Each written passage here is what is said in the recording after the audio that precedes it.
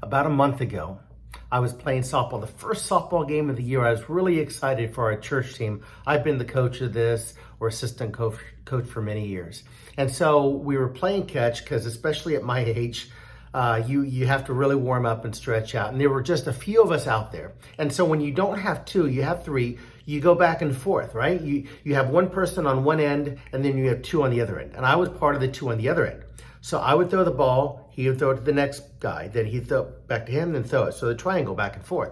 Well, the next guy shows up. So I told my friend, it was, sad thing is, this was this young man, he's 17 years old, I believe. It was his first time playing softball ever. And so I told him, I said, hey, we have a new guy, I'm gonna play catch with him. He threw the ball to the other guy. And so I focused all my attention on the new guy. All of a sudden I hear my name. I turned to the left and there was a softball coming right at me and he was throwing fairly hard. He was warming up pretty hard, which is fine if you're looking, but if you're not, the ball hit me square in the mouth. Even today, a month later, you can probably still see, I feel like I got a marble here and here. It completely gashed my gums. I had to have stitches, 3 on the outside. I had 7 on the inside. Now, I didn't have any down there, but it completely gashed open my gums. But somehow, the question everybody asks, did it knock out any teeth? Did it chip any teeth? Somehow, miraculously, it did not. They were very sore for a long time, but it didn't. And in fact, I kind of look at it as they were almost like airbags or bumpers. Like it absorbed, my gums absorbed the brunt of the ball to my teeth, so nothing was wrong there. And honestly, I'm an optimist. I look at the bright side. So I'm like, it really hurt at that time, but looking back now, it could have been my eye, it could have been my throat, it could have broken my nose. It could have been so much worse. So I'm thankful that God allowed it just to be that. But let me explain what happened after that. What happened after that is my wife was there at the game.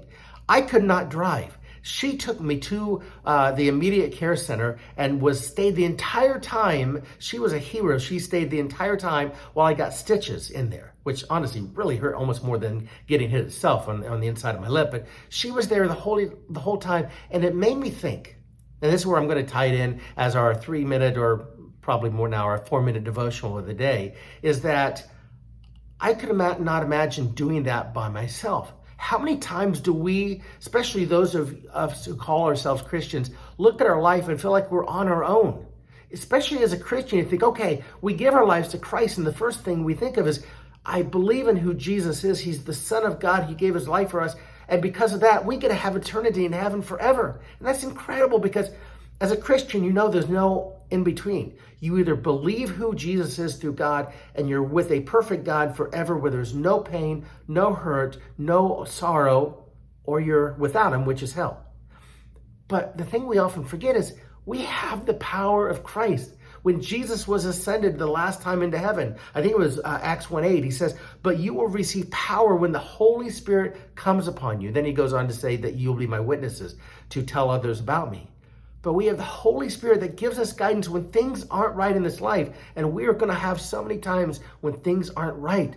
But we don't have to know it all. We have the power that rose Jesus from the grave. And a couple other scriptures I want to point out. John, one of the closest followers of Jesus, tells us in his book of John 14:26, but the Helper, meaning the Holy Spirit, whom the Father will send in my name, Jesus is talking, he will teach you all things to bring in remembrance of all that I have said to you. If we forget what Jesus said. Then we see in Romans 8:26 where the Apostle Paul is writing to the churches in Rome. He goes, likewise, the Spirit, Holy Spirit, helps us in our weaknesses. For we do not know what to pray for as we ought, but the Spirit himself intercedes for us with groanings too deep for words. So just know that if you're a follower of Christ, you have God's Spirit inside of you. Somebody who has your back when you don't know what to do, where to go.